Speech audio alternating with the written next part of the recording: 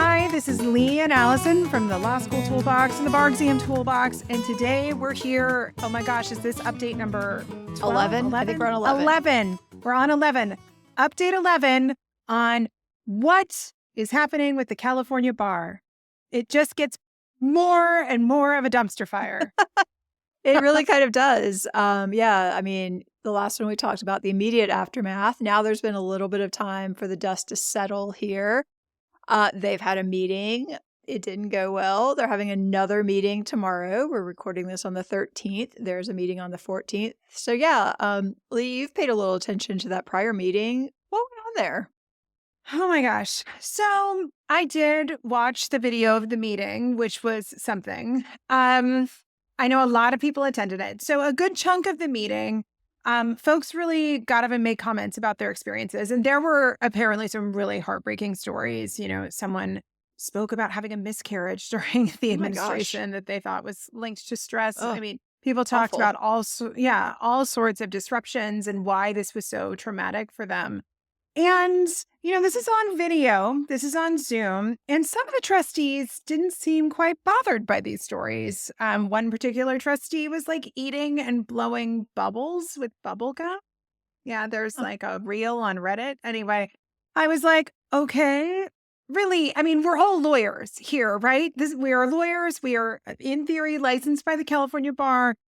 We have botched the bar exam. And that's how we're going to treat people who are literally discussing their trauma of the situation that was totally voluntarily created by these trustees. Yeah, not a good look. It was really embarrassing. I still haven't paid my bar fees yet, and I think I have to in the next 2 weeks because I just cannot bring myself to do it. Okay, so that was unfortunate. The whole thing. It was terrible. And every story you hear, you're just like, you feel so bad. I mean, all of our students that took the California bar have stories. Nobody wrote to us and was like, it was great. No. I think ironically, the one person who had the fewest problems was the person who handwrote the exam. Mm-hmm. Not something we would typically suggest that people do. But in this case, turned out to be the maybe winning solution. Yeah. So after that part where there was public comment, then they did kind of a presentation on what happened. And they acknowledged that it didn't go so well. It seems like that they are kind of saying that their vendor, Meazure Learning, says that it didn't go as badly as everyone said. That was my favorite when they're like, well, most people, were able to submit some stuff. And we're like, I don't. Yeah, most people kind of could submit something. So we're going to say it was bad. Overall pretty okay. I know. They submitted something for some questions. So cool. It's I talked with one of our students who definitely lost large portions of what they wrote, but still, I'm sure something was submitted in that case.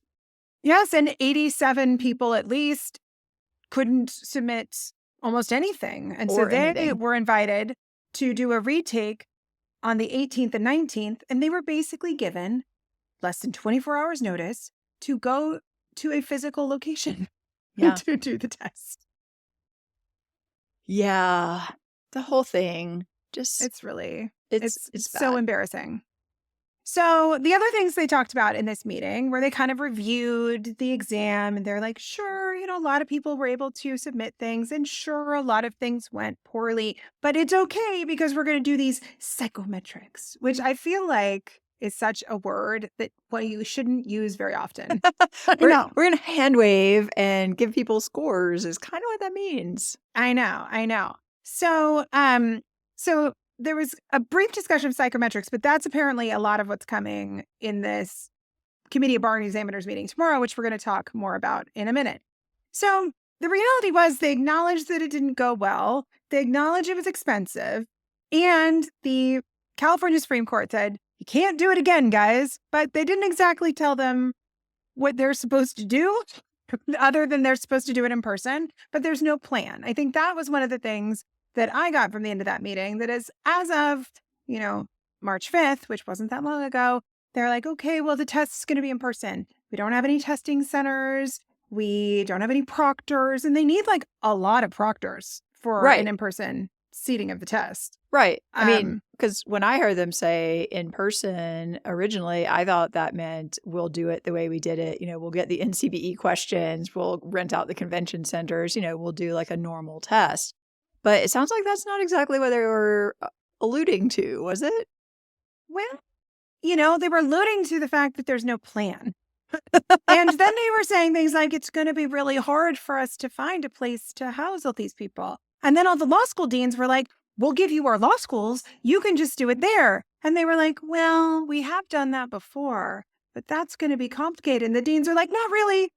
No, I mean, they have like large lecture classrooms. You can put a lot of people in these schools. They all have auditorium lecture classes. Or I bet in the middle of the summer, they could use gymnasium. I mean, these universities have huge spaces in July that aren't being used. No, that's true. You could even do it in like a sports arena or something if you had to. I mean, come on. It wasn't like they did much of the Oakland Convention Center when I was there. There were big, long tables and some chairs and a power strip. I took the Massachusetts one, same thing. They had literally, I think they had 2 spots in the entire state where you could take it, and one of them had like 100 people. So like everyone who took the exam was just in some big, giant room at the Boston Convention Center with a bunch of tables in it. Yeah. So, it wasn't like luxury accommodations, but it was fine. No, and it just also is just so amazing that there was no contingency plan. Nobody was like, this is going to be a dumpster fire. We all knew it was going to be a dumpster fire. Go back. Episodes 1 through 10. Dumpster fire coming for you. Predicted on day 1. This is not going to go well. I guess it was 1 through 9 before the test, but still. I mean, like, nobody thought this was going to go well. Okay, so that was that board meeting. Aftermath of that board meeting, not so great. You also had some representatives from law schools speak at that meeting. Mary Basic, who is kind of well-known in the bar world and works at UC Irvine and is the assistant dean of academic skills. She gave a very lengthy and detailed speech of what she thinks should happen, because one of the other open questions is what are going to be the remedies for this dumpster fire. And this was also one of my favorite parts of that board meeting. They're like, well, I'm sorry, everybody. We can't talk to you about the remedies because we haven't graded the test yet. And so we're not going to be able to do the remedies until we see how bad it actually is. So it takes them 9 weeks to grade the test. So it's very possible that the remedies will not be outlined for at least over 9 weeks, which I think is really problematic for everyone who's stressing on Reddit and those who are not about what happens next. So that is also disturbing. I think there are 2 other things that are really interesting that I want to make sure that we talk about today. The first is I want to talk about psychometrics because nobody really knows what that means. At least I didn't. I mean, I kind of knew, but not really. And then second, I want to talk about Kaplan because no one's talking about Kaplan. Everybody's talking about the bar and Meazure Learning, but Kaplan had some problems. So should we start with psychometrics or should we start with Kaplan? I don't really care. They're both such fascinating topics. Let's start with Kaplan, because I feel like that you referenced Mary Basic. She had a lot to say about that in a letter that she later drafted, and probably, I'm assuming, in this meeting as well. Yes. So she talked about it in the meeting. She's posted it on Reddit if people want to look up her comments. But she made some very good points that it wasn't just Meazure Learning and the fact that people couldn't finish the test that was problematic. It was the content of part of the test. So a surprise again to no one, definitely not to you and I. You can't throw together 200 validated multiple choice questions in a matter of weeks. No. Weirdly enough. So turns out they were full of typos, spelling errors. That's problematic. They were on law that wasn't in the disclosed outlines that was supposed to be part of the test. I mean, well, and I think choice, it turns out the outlines actually did go beyond the scope of what was all included with the NCBE, which they said it wasn't. And she breaks down point by point, topic by topic, topics that were added, I think, pretty last minute that were not previously included. And I remember I talked with a student who was telling me about a question, and I think it was like a property question. It was like, so-and-so, whatever, bequeaths X, wood acre to so-and-so. But then at some point they just started using pronouns in the middle of the question, and it wasn't clear who it referred to. So this is why they test questions. This is why the NCBE does the experimental questions every time.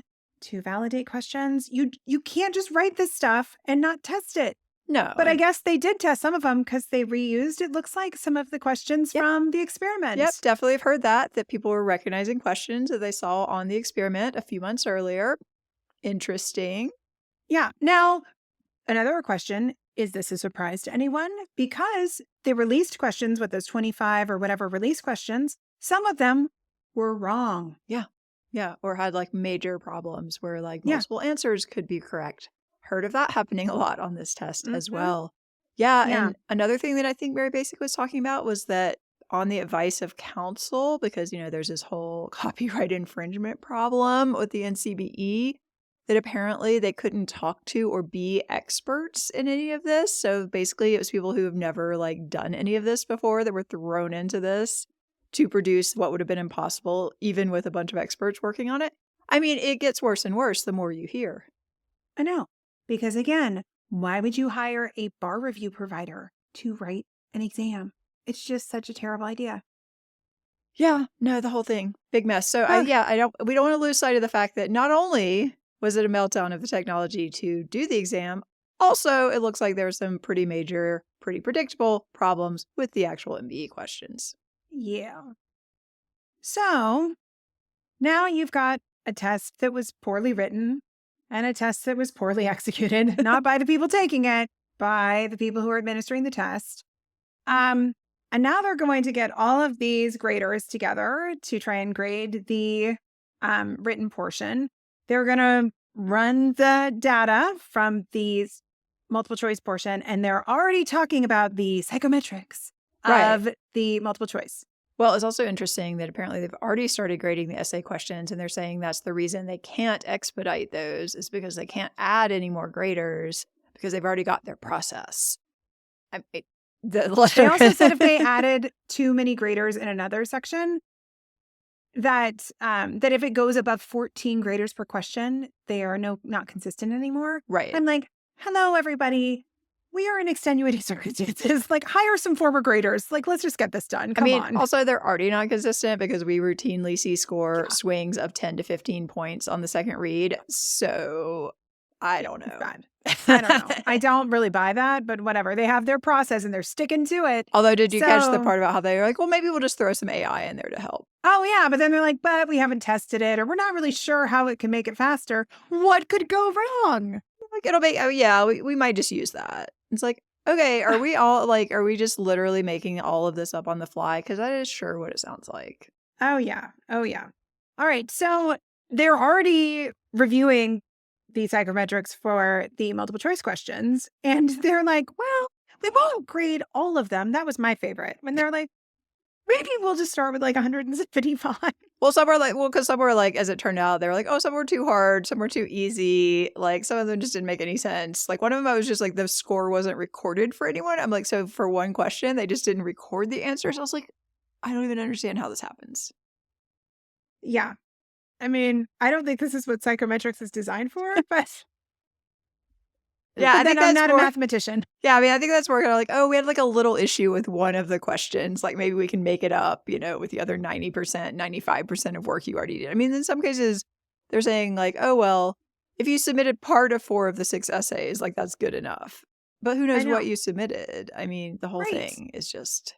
It's wild.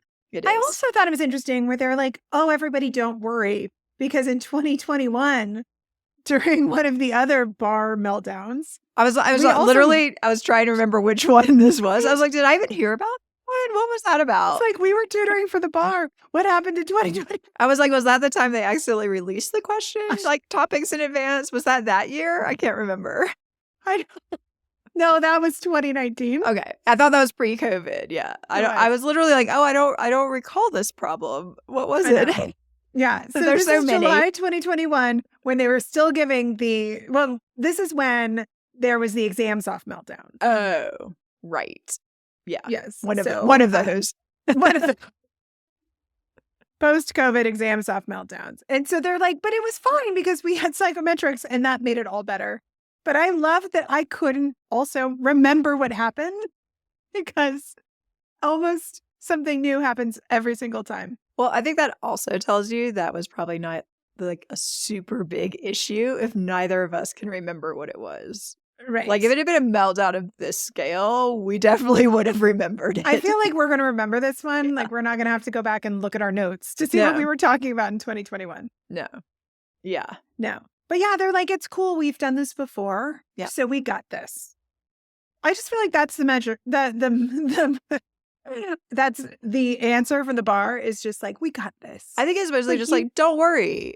We're on it. We're on it. We've got our people, like the wizard behind the scenes is ready to pull those strings and like make a score appear. What's the big problem, guys? Some just people chill out. Some people won't. Yeah, it happens. You pass, you don't pass, whatever. Yeah, I just think there's a lack of like seriousness of the recognition of like what a mess this really is. And so unfair. So unfair. I mean, it's to the point now that, so when you sign up for a consultation call with us, it tells me what test you're taking. And now when I open up my calendar and I'm like, oh, this person's taking July. In California. Like that's like in California, I'm like, I don't know what to say. Because I think like it's, you can't even register right now, I don't think, can you? No. Yeah. Because they don't even know what the test's look like. No, and like previously when they first announced the experiment, they said they were also going to outsource the writing of the essay questions. I haven't heard anything about that for a little while. Oh, I haven't. No, but remember there was possibly going to be a second experiment in July. Yeah, true. Yeah, haven't heard about that either. Shocking. So I don't know which dumpster fire they're working on at each moment, but I will say that I did see this thread on Reddit today too. Not that I spend a lot of time on Reddit. I'm only reading about the bars because that's where a lot of people are talking about it.